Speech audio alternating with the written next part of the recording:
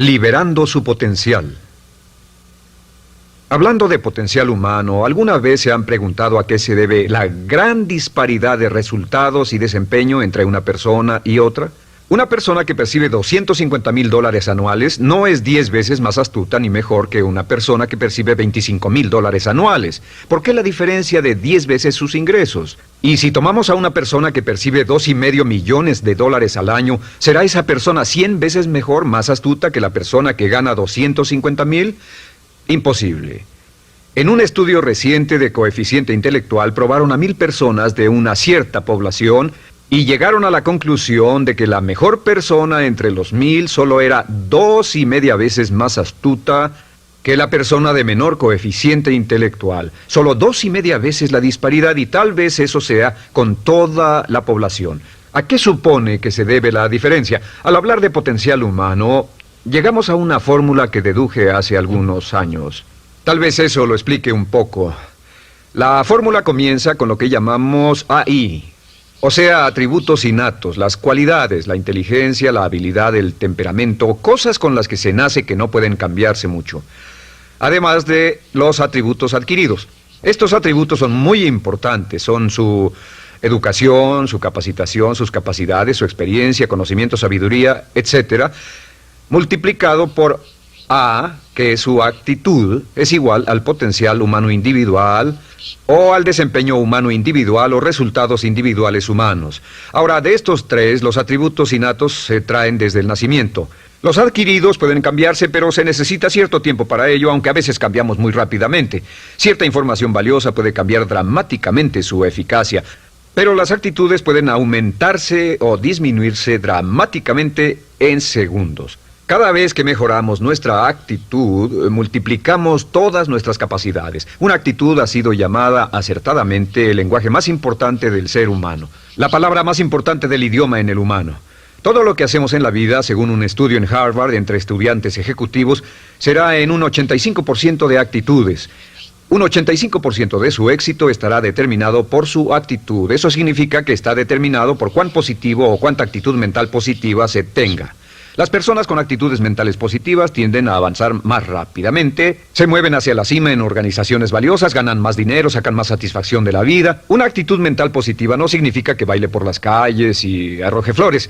Solo significa que tome una actitud constructiva en general o se aproxime hacia su trabajo, su vida, sus problemas, relaciones, etc.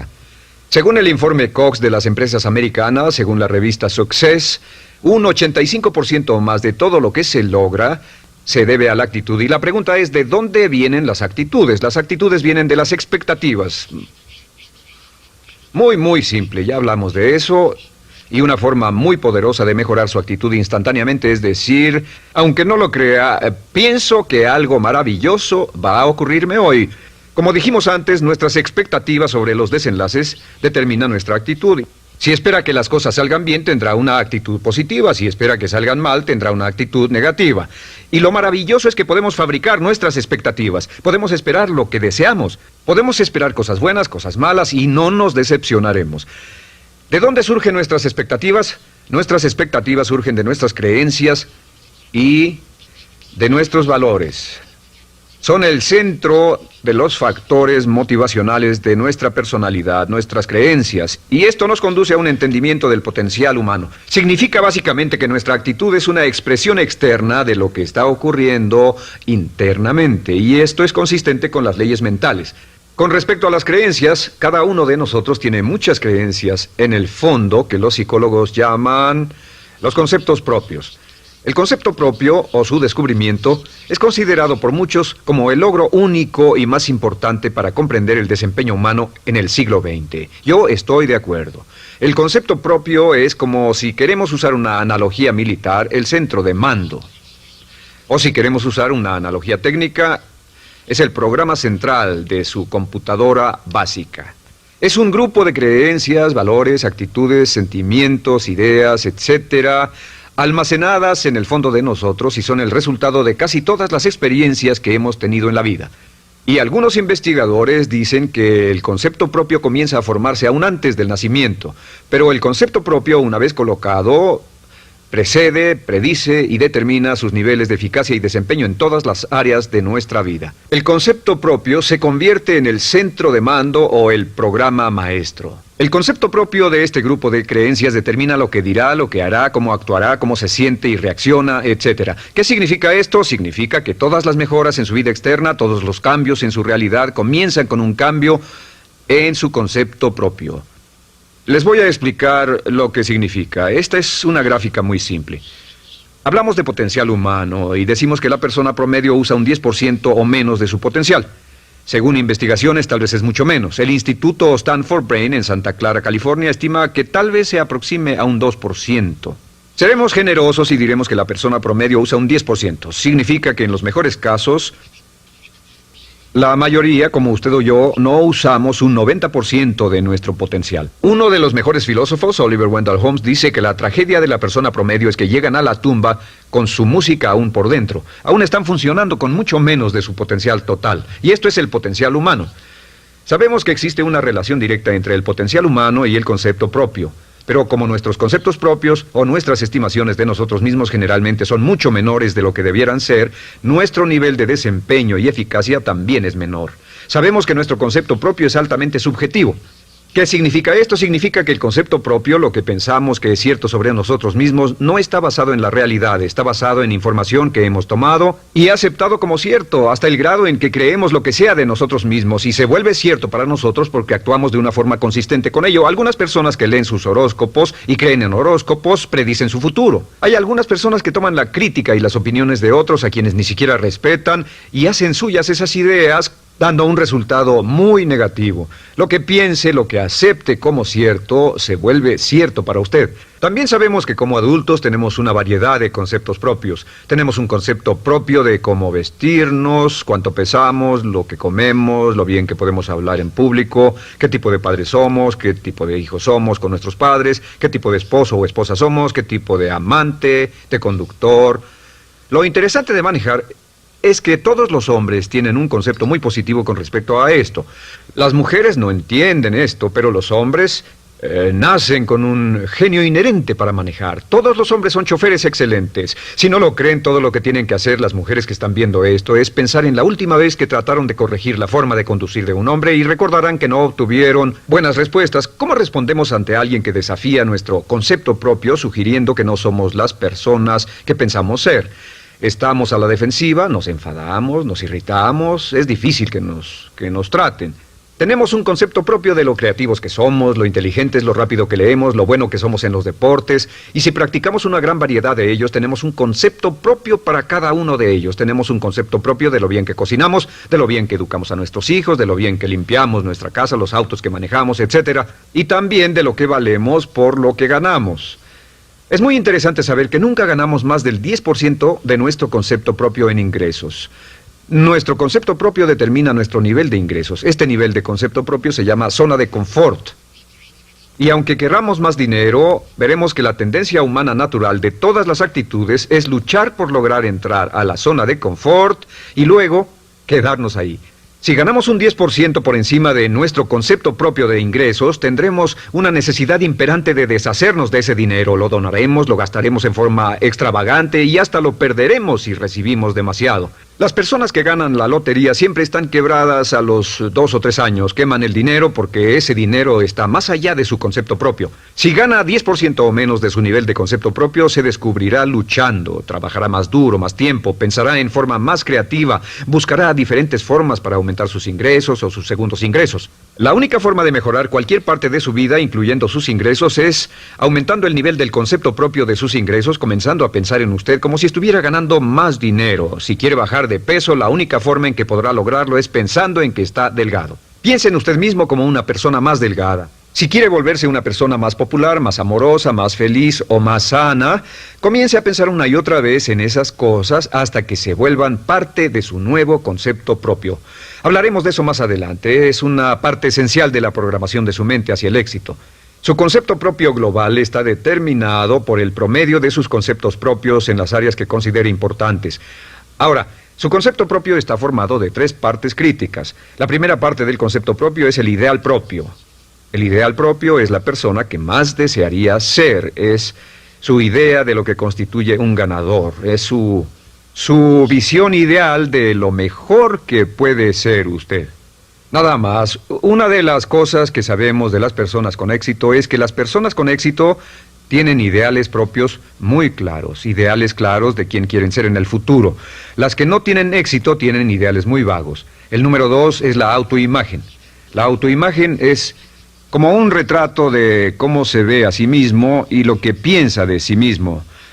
La autoimagen es el espejo interno, es como se percibe a sí mismo ahora en su desempeño actual, en forma cotidiana.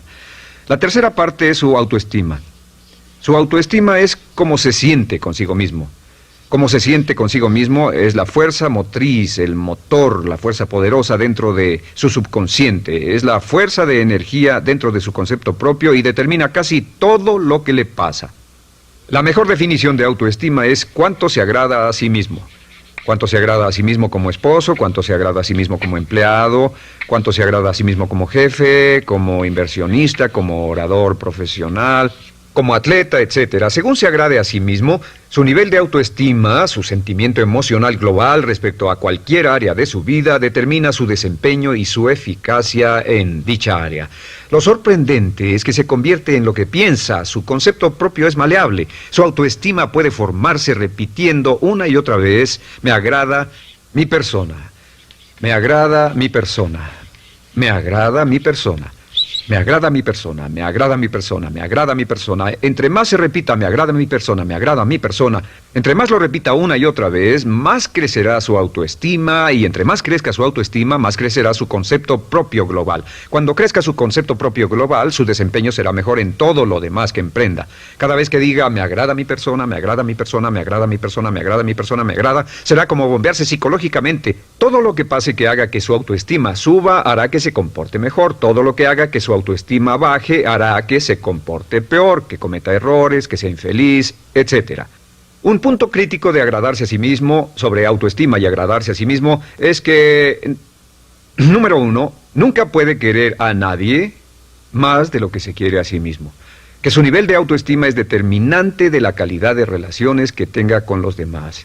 Y número 2, es que nunca puede esperar que nadie más lo quiera o respete más de lo que se respeta a sí mismo. Cuanto se agrade o se respete a sí mismo, determina sus actitudes hacia usted. Todas las escuelas de psicología actualmente están de acuerdo en el hecho de que depende de lo que usted realmente se quiera y se respete a sí mismo como un ser humano valioso e importante, tiene efecto sobre todo lo que le pase. Cuánto se agrade a sí mismo, y lo que puede hacer es mejorar su autoestima diciendo: me agrada mi persona, me agrada mi persona, me agrada mi persona, me agrada mi persona. Y esto nos lleva a la pregunta: ¿de dónde viene el concepto de autoestima? Y descubrimos que el concepto propio es maleable, puesto que no nace con este concepto propio, no nace con ninguna idea sobre sí mismo, no nace con autoimagen ni autoestima. Nace, en cierto modo, como potencial propio. Es la mejor forma de plantearlo. La persona promedio llega al mundo como potencial puro. Y no tiene el concepto propio de que todo lo que es ahora, todo sentimiento que tiene, toda actitud o valor, tuvo que aprenderlo en el transcurso de su vida. También sabemos que el niño llega al mundo con una necesidad imperante de amor y contacto. Y como una gran cantidad de investigaciones lo indican, necesitamos mucho amor y contacto durante toda nuestra vida, pero en especial durante nuestros años de formación, porque de niños aprendemos quiénes somos, cuánto valemos, si somos importantes, inteligentes, amorosos, chistosos. Todo esto lo aprendemos por la forma en que nuestros padres nos tratan. Si nuestros padres, nuestros parientes, tíos o tías, en especial nuestros padres, nos tratan como si fuéramos realmente importantes, crecemos pensando que somos realmente importantes, pero si nuestros padres no lo hacen, pasa algo más. Sabemos que los primeros años de vida son los más importantes para el desarrollo del concepto propio, que un niño comienza a partir de cero. El niño nace sin saber quién es él o ella. Son sumamente valiosos el primero, segundo, tercero, cuarto y quinto años de vida.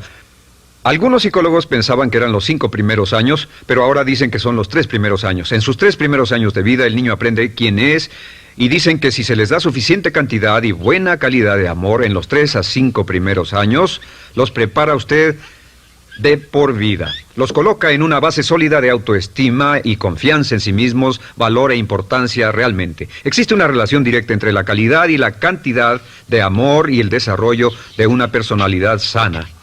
Entre más amor, amor incondicional, reciba un niño en sus años formativos, más fuerte será la base de su personalidad. El reverso de la educación es que casi todos los problemas de psicosis, neurosis, perturbaciones de la personalidad y problemas de comportamiento surgen de los problemas que se tengan con el concepto propio. Ahora observemos a los adultos. Aquí está nuestra personalidad adulta. Si nos observamos, podemos llegar a reparar nuestras bases, por así decirlo, repitiéndonos una y otra vez: me agrada mi persona, me agrada mi persona, me agrada mi persona, y llevamos ese concreto reparador hacia la base de nuestra personalidad. Los niños necesitan el amor como las rosas necesitan la lluvia. Los niños que carecen de amor a menudo mueren por escasez de amor. Es una enfermedad llamada marisma. Ahora, ¿qué más sabemos sobre los niños? Sabemos que los niños llegan al mundo con dos atributos notables. El primero es que no sienten temor. Los niños nacen sin temores. No temen a nada excepto a caerse y a los ruidos fuertes. Y esto se expresa en sus actitudes: yo puedo. Los niños llegan al mundo pensando que pueden hacer cualquier cosa, y quien haya criado a un niño hasta la edad de 3, 4 o 5 años sabe que debe pasar esos primeros años evitando que se maten, porque son como pilotos japoneses, porque no le tienen miedo a nada. Su segundo atributo es que llegan al mundo totalmente espontáneos. Dicen lo que quieren, hacen lo que quieren, son totalmente desinhibidos. Totalmente. Ellos no temen hacer nada de lo que desean, y esto se expresa en su actitud: no quiero. No tengo que hacerlo. Si ha tratado de controlar a un niño, lo habrá visto. Lo primero que dicen cuando comienza a darle órdenes, lo primero que aprenden es: no tengo que hacerlo.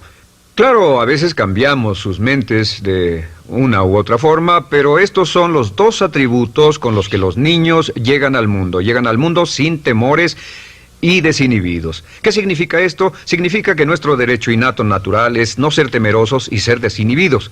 Y solo cuando podemos crear la misma situación en nuestra vida adulta, cuando no tememos y somos desinhibidos, nos sentimos a gusto con nosotros mismos. Las mejores organizaciones, las mejores compañías son las que crean un ambiente donde nos sentimos sin temores y sin reservas para ser nosotros mismos y para hacer lo mejor de nosotros. Al crecer descubrimos que los niños aprenden de dos maneras. La primera es por imitación. Imitan a uno o a ambos padres, en especial al padre dominante. Algunas veces el padre dominante cambiará cuando crezca el niño, y a veces los niños imitan al padre, a veces a la madre, pero aprenden por imitación. Muchas características y hábitos que tenemos como adultos los aprendimos de nuestros padres. ¿Alguna vez ha tenido la ocasión de gritarle o reñirle a uno de sus hijos? Verá que le dice las mismas cosas que le dijo su padre a usted cuando era niño. Así que imitamos. A veces imitamos su caminar, a veces su forma de hablar, a veces imitamos sus valores, sus creencias, etc. Aunque esos valores y esas creencias no tengan ningún valor. ¿Por qué? Porque nuestros padres eran así cuando nosotros éramos niños. La segunda forma en que aprendemos es pasando de la incomodidad, lo que no se siente bien, hacia la comodidad. Freud llamó a esto el principio del placer. O sea que nos movemos hacia aquello que nos hace sentir cómodos, lo que nos da placer, lo que nos hace sentir bien con nosotros. Nos movemos de la incomodidad hacia la comodidad. Así es como aprendemos a no mojar el pañal, por ejemplo. Sabemos que no es agradable caminar con popó o pipí en nuestros pañales. Vemos lo que hacen nuestros padres, vemos lo que nuestros parientes hacen y decimos: estas personas no hacen lo que yo. Así aprendemos a caminar y lo demás. Así que de la incomodidad hacia la comodidad. Durante toda nuestra vida, por cierto, así es como aprendemos. Imitamos leyendo lo que otras personas hacen, estudiando libros y en el trabajo, imitamos cuando vamos a la escuela, y hacemos lo que nos da resultados positivos, lo que nos da refuerzos positivos, y hacemos cada vez menos las cosas que nos causan incomodidad o dolor. Ahora, muy temprano en la vida, como equivocación o como resultado de una equivocación que los padres cometen en la crianza, los niños comienzan a aprender hábitos y patrones negativos. Los patrones y hábitos negativos tienen sus raíces principalmente en la crítica destructiva. La crítica destructiva comienza muy temprano en la vida, a veces en los primeros meses. Y la crítica destructiva la usan los padres para dirigir y controlar a sus hijos. Desafortunadamente, tiene un efecto muy peligroso y dañino sobre nosotros, ya que la crítica destructiva tiende a minar la integridad de la personalidad del niño. Muchos de nosotros, incluyéndome a mí y a muchos de ustedes, nos hemos visto minados y heridos por la crítica destructiva más que todas las guerras en la historia. Ahora, como resultado de la crítica destructiva, comenzamos a desarrollar hábitos y patrones negativos. Los patrones de hábitos negativos son respuestas condicionadas hacia los estímulos. Los patrones de hábitos negativos se desarrollan en los inicios de la vida. Se desarrollan como resultado de una repetición del temor y el dolor una y otra vez. Se desarrollan como resultado de la crítica destructiva, el castigo físico, etc. En los inicios de la vida comenzamos a desarrollar dos manifestaciones que nos persiguen durante toda nuestra vida y más que ninguna otra cosa inhiben nuestro potencial. La primera es la llamada patrón de hábito negativo inhibido. El patrón de hábito negativo inhibido se aprende cuando al niño le dicen una y otra vez no. Aléjate de ahí, no toques eso, y se le castiga. Cuando el niño intenta algo nuevo, o se involucra con algo, o huele algo, o derrama algo, o rompe algo accidentalmente, el padre estalla y se enfada mucho. Como ven, el niño está impulsado por la curiosidad insaciable de explorar su mundo.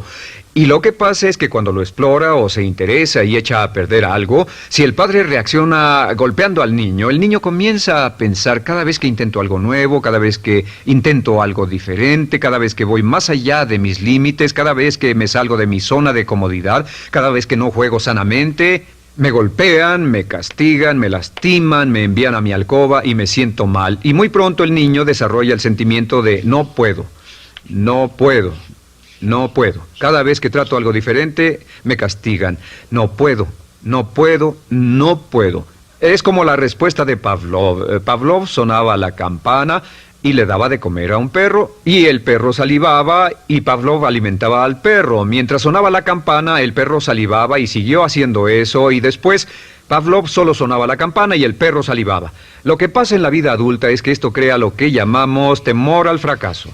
El temor al fracaso es una respuesta condicionada a un proceso de crítica destructiva que ocurre en los primeros 5 o 6 años de la vida.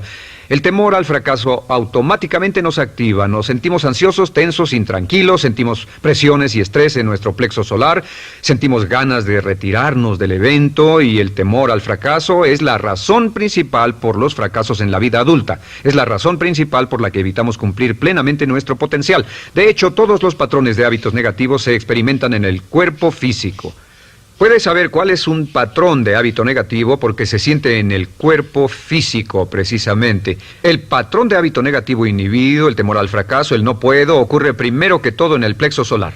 ¿Ha tenido la ocasión donde debe hablar frente a un grupo, debe ir a una revisión de su desempeño, o debe hacer una llamada determinante? Primero su plexo solar se aprieta. Si el temor continúa, su respiración se acelera. Su corazón comienza a latir apresuradamente, su frecuencia respiratoria aumenta y le duele la cabeza como migraña en la parte frontal, su garganta se le cierra y no puede hablar y se le seca la boca por completo, y como se pone tan tenso y asustado, va corriendo al baño. Estas son todas las manifestaciones. No hay peligro físico, pero sí peligro psicológico, una respuesta condicionada. Cuando sentimos estas cosas, la tendencia es retirarse de la situación que las ocasiona, y es la razón por la que no logramos mucho si retrocedemos. Es muy importante. El segundo patrón de hábitos negativos es el compulsivo. El patrón de hábito negativo compulsivo se aprende cuando a los niños se les dice una y otra vez: más vale que lo hagas. Si no lo haces, tendrás problemas o me las pagarás. A los niños se les convierte en recipientes del amor condicionado. Los padres no intentan hacer esto, pero lo que hacen es sugerirle al niño: no te amo, por lo tanto no estás a salvo, a menos y hasta que hagas lo que yo quiero.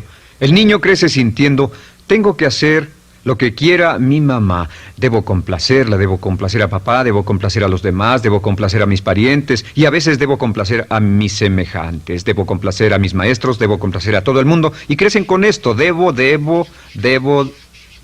No puedo hacer lo que quiero hacer, debo hacer lo que complace a las demás personas. Este patrón de hábito negativo muy temprano en la vida se traduce en el temor al rechazo. El temor al rechazo lo experimentan los hombres como adultos como un comportamiento tipo A. Hablaremos del comportamiento tipo A posteriormente.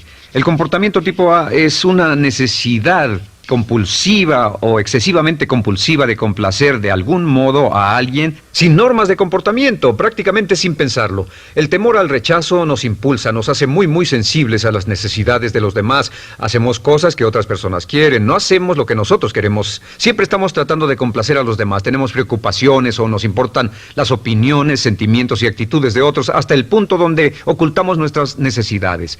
El temor al rechazo se siente en la columna del cuerpo. Se divide el cuerpo a la mitad y se siente hacia abajo en la mitad posterior del cuerpo. El primer lugar donde comienza a sentirse el temor al rechazo es generalmente en los hombros y el cuello. Nos sentimos entumidos, duros, tensos. Cuando tenemos mucho que hacer sentiremos un estrés tremendo en la columna. Los músculos se estiran en la parte posterior. A veces se manifestará como flebitis y venas varicosas y a menudo nos darán dolores de cabeza en la parte posterior de esta porque las arterias carótidas que llevan la sangre hasta la cabeza, los músculos a su alrededor se contraen y la cantidad de sangre que fluye hacia la cabeza fluye más lentamente y se siente un terrible dolor de cabeza en la parte posterior.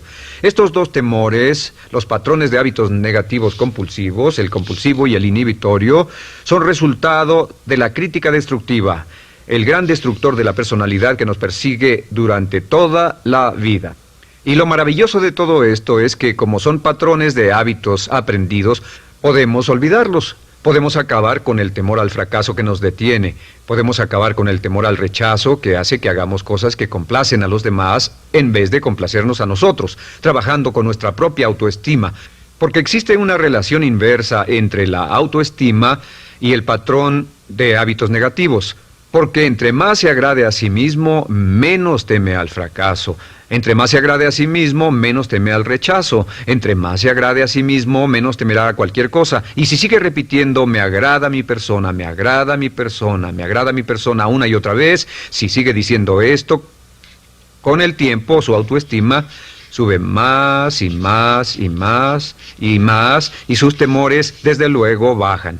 Cuando su autoestima sube, sus temores van en dirección opuesta. Ahora, ¿cómo enfrentar la crítica destructiva si debe criticar a otras personas? Pues eso es muy simple. Muchos padres nos han preguntado eso. ¿Cómo se controla a los niños? Una de las claves para controlar a los niños es dirigirlos para que hagan algo constructivo en lugar de hacer algo destructivo. Otra cosa que debe recordarse es que lo que quiere hacer es que quiere dar una crítica informativa, crítica constructiva, lo que significa que se les dice a los niños lo que pueden hacer o a los adultos lo que pueden hacer mejor. Todo el propósito de dar retroalimentación de cualquier tipo es mejorar el desempeño.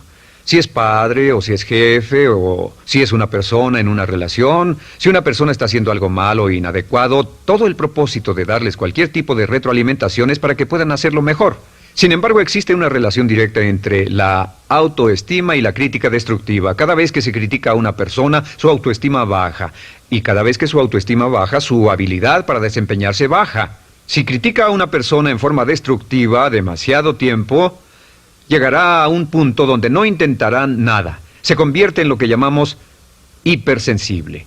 Un adulto hipersensible es aquel que no puede aceptar críticas de nadie. Un adulto hipersensible es una persona que está muy tensa, ansiosa, si siquiera sugiere que no está haciendo lo correcto. Si trata con un adulto hipersensible, la clave es sentarlo y recordar 4 cosas. Número 1, comenzar con alabanzas. Número 2, proteja la autoestima de la persona a toda costa. Número 3, discuta el desempeño y no a la persona. Hable del comportamiento más que de la persona. Y número 4 es enfocarse hacia el futuro en vez de en el pasado. Enfóquese hacia lo que va a hacerse en forma diferente en el futuro en vez de lo que pasó en el pasado. ¿Por qué? Una razón muy simple, porque una persona no puede controlar el pasado. Al no poder controlar el pasado, cualquier crítica de lo que han hecho en el pasado les da un estrés tremendo y frustración. Así que, en resumen, la clave del éxito en la vida es una actitud mental positiva. Una actitud mental positiva se basa en expectativas de éxito, de una serie de expectativas positivas.